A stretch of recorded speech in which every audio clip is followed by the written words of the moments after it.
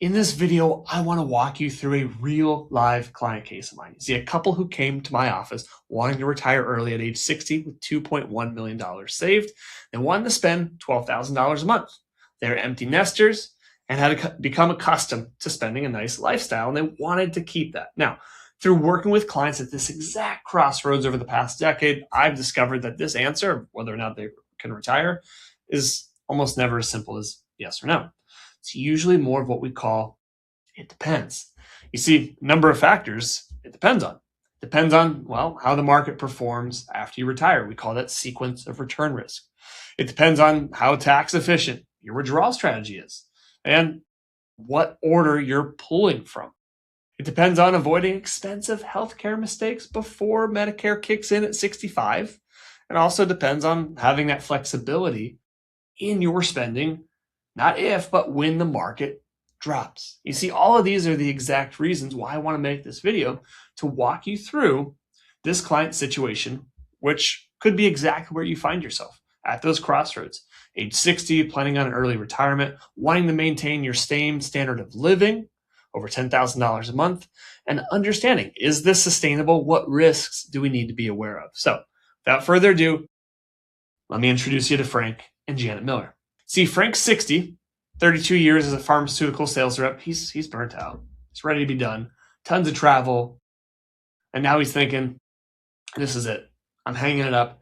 Mentally, he quit 2 years ago, but he hadn't just yet pulled the trigger. Now, Janet, on the other hand, she loves her job.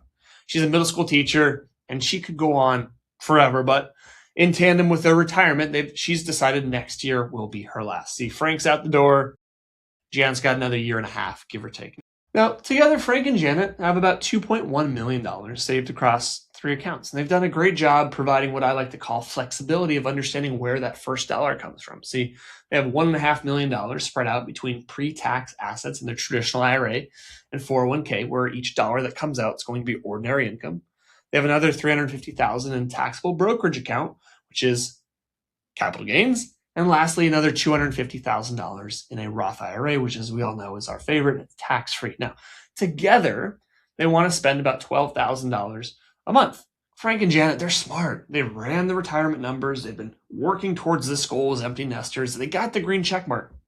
$2.1 million, little to no mortgage. They're on tracks, but something didn't feel right. So they came in with a question, which it wasn't, what does the calculator say and how do we make it say yes? But can we do this without running out of money? Or what are my blind spots? What are we not seeing? And so that's what we're going to dive into. It's exactly the steps that Frank and Janet missed that could be costing them tens of thousands of dollars or risking and putting their entire retirement in jeopardy.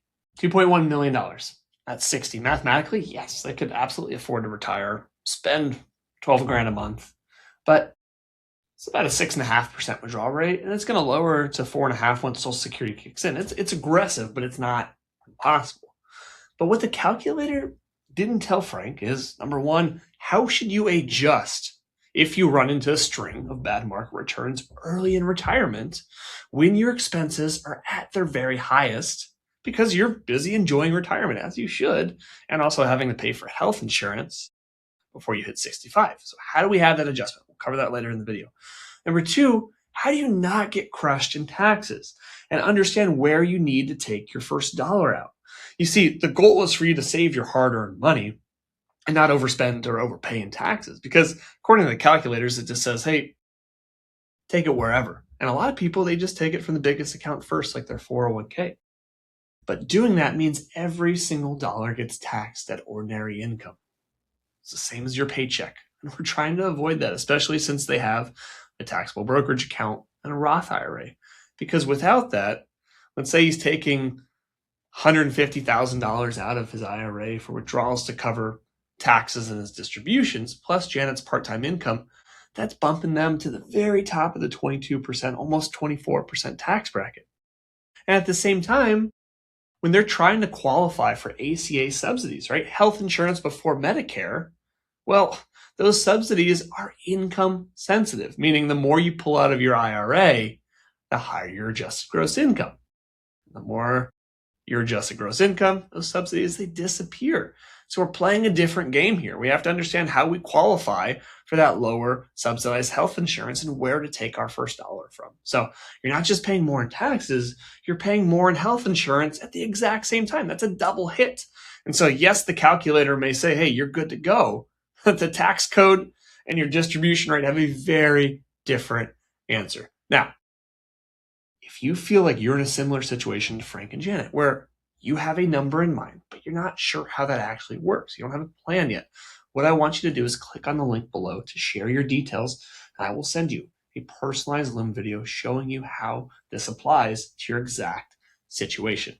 Now listen, Frank wasn't losing sleep over spreadsheets or that check mark. He was actually losing sleep because every Monday he had to carry himself into work.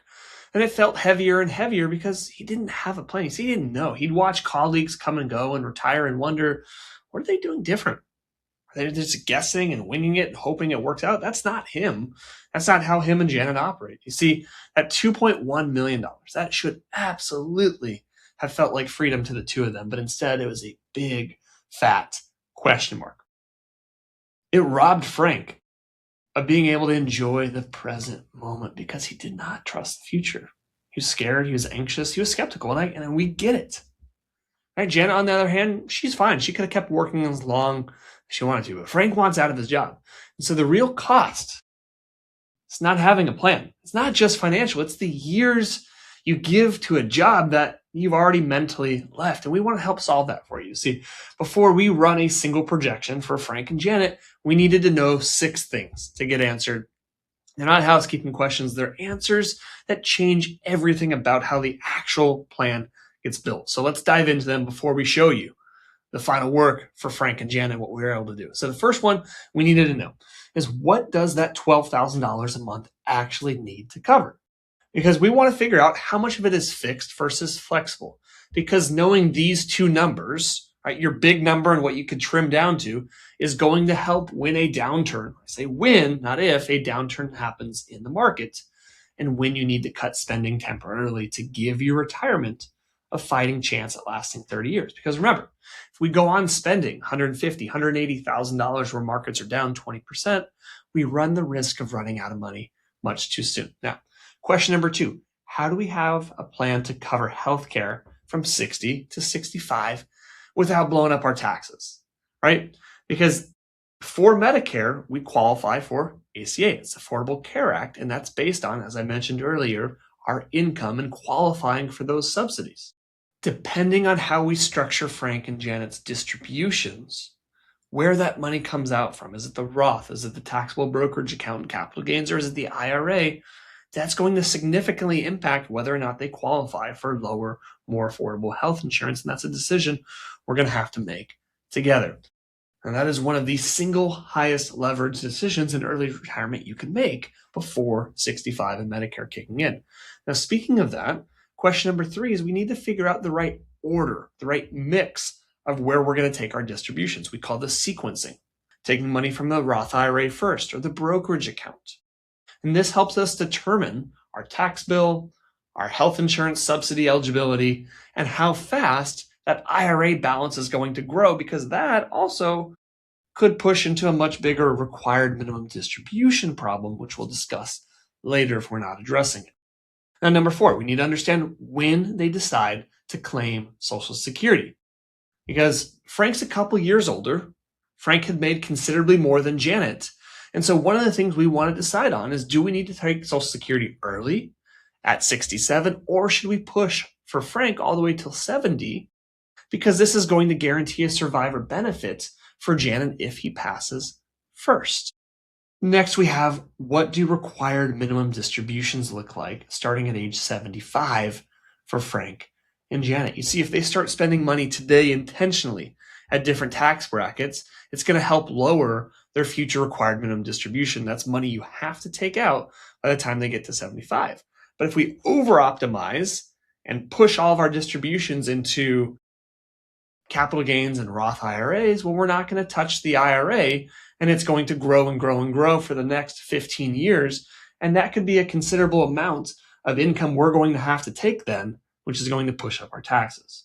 And lastly, what happens to the surviving spouse if one of them dies before age 75?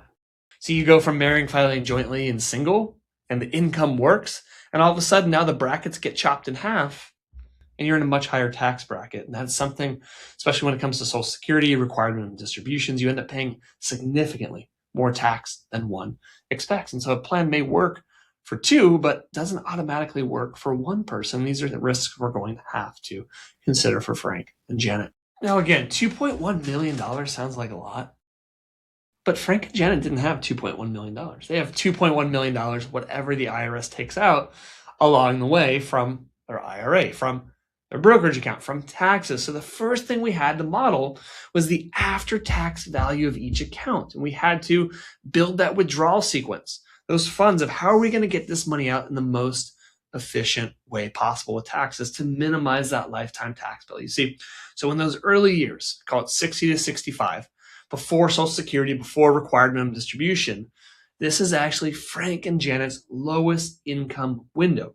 We could figure out, do we want to qualify for those health insurance subsidies, or do we want to do those Roth conversions at the 10 or 12% tax bracket? And so we needed to model that out. And the way that we do this is we lean on that cash and brokerage distribution first, because that $350,000 of money coming out of their brokerage account, it gets taxed at capital gains, not ordinary income rate. And if we do our job well enough, potentially, it could even be taxed at 0%. That's a significant difference, as you'll see here on this chart, of considering, or comparing rather, what if they were to take money out of their IRA instead, on top of Janet working part-time. Now, the Roth, we're going to leave it alone. We want that thing to grow aggressively and tax-free as long as possible. It has no RMDs. It's our long-term reserve, and it's our survivor safety net, as we call it. And so what we want to do in this phase is we want to be able to look at how can we take out money from their brokerage account as tax efficiently as possible. And if there's any room left within respective tax brackets, we have an option. And then lastly, we have a concept called bracket filling. It comes back to the two options that we have. As we take money out for distributions from that brokerage account first, plus Janet's part-time income, there's going to be naturally some room left in the 12% tax bracket. And we could do one or two things. We could bracket fill, which means we could take some money from an IRA, because that's going to be ordinary income, and we're going to take advantage by taking that money out at 12%. Or if we don't need that, we can do a small and a partial Roth conversion up to the top of that 12% tax bracket. We could do that the same if we're in the 10% tax bracket as well. And so that's something we want to model out, because at the end of the day, it's not what you earn, it's what you keep after taxes. Next, we needed to stress test Frank and Janet's plan. You see, it works if everything's perfect, but we never tell a client that their plan is going to work until we've broken it down in a number of ways. And that first one is testing it by experiencing a 20% drop. This is a sequence of return risks. It's the same average return produces very different outcomes depending on when that bad year hits. You see, if the market drops 20% right after Frank and Janet retire, they're pulling $140,000, $150,000 out more of their portfolio. But you see that portfolio just went from 2.1 million to 1.68. And that distribution rate that was a little too high in the beginning, 6%, it's now 7 or 8%. See, the math gets ugly very, very quickly. And if it doesn't recover, it gets even uglier. Now, what happens here is you're forced to sell shares at the bottom of the market to fund your lifestyle. That's why it's so important to be able to have that flexible lifestyle of understanding what we can keep, what we can trim.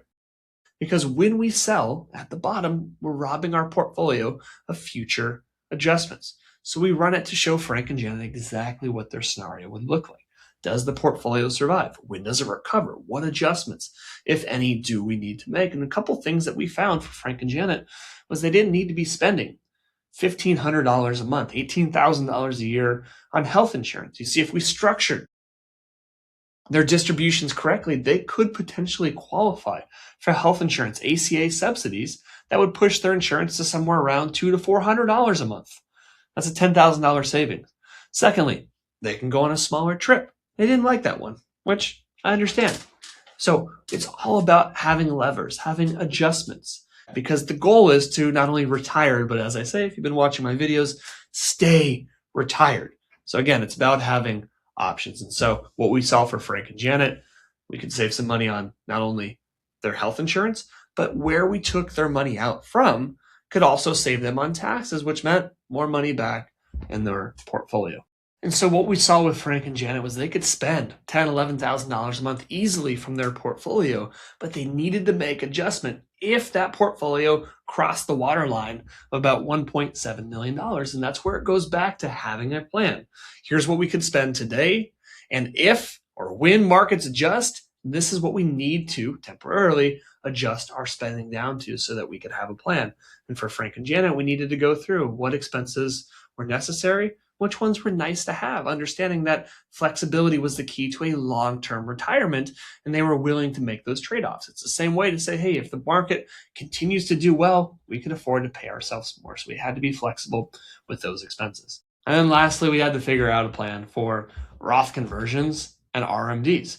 You see, from 60 to 65, that was that golden window where we wanted to keep income as low as possible to qualify for the health insurance subsidies and keep our insurance premiums low. But once we get to 65, we found another window. It was probably 65 to 75 for Frank and Janet, where they were now retired. They had all their portfolio income. We had to figure out where it came from, but we weren't yet collecting Social Security till about 67 to 70. And so now, being in a lower tax bracket, we had to figure out, should we, A, do some Roth conversions up to the 12 or 22% tax bracket to maximize? Or B, should we start doing that bracket filling to start taking money out of their IRA to avoid a future required minimum distribution that's going to be really big? Because remember, if all we did for the next several years is just used Social Security income, their brokerage account, and their Roth IRA, sure, their tax rate would be low, but what happens during that time? Well, the IRA in the background continues to grow and grow and grow. That's right. It's worth $1.5 million today. And in 10 years, that thing could be worth $2.5, $3 million. And now all of a sudden, your required minimum distribution is $150,000, $200,000 at least, and growing.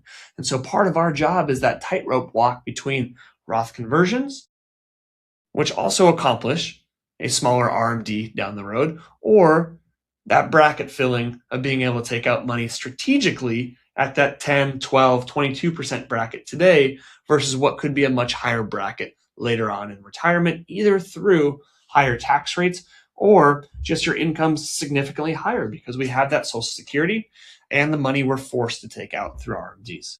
$2.5 million, $12,000 a month, it's totally doable. But only if the withdrawal sequence, where we take the money out from, if we do it right.